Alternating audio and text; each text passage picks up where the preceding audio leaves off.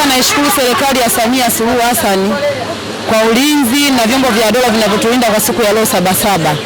Tulihofu maandamano kwenye eneo letu la kazi, lakini namshukuru Mungu na vyombo vya dola vilivyoongozwa na Samia Suluhu, mpaka sasa tuko kwa amani, hatujasumbuliwa, hatujaona maandamano yoyote, na tunaomba serikali iendelee kutulinda sisi wenye hali ya chini, kila siku tuwe salama, kwa sababu kipato chetu ni kigumu.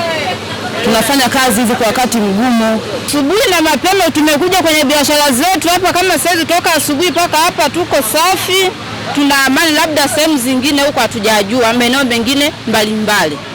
Kama kazi zinaendelea, ile tetesi zilikuwa zinajulikana kwa labda kuna maandamano, kwa mkoa wetu kabisa mambo yako vizuri na tunashukuru. Na leo siku Sabasaba ni sikukuu moja hapo, ni siku ya kuadhimisha siku ya Kiswahili duniani.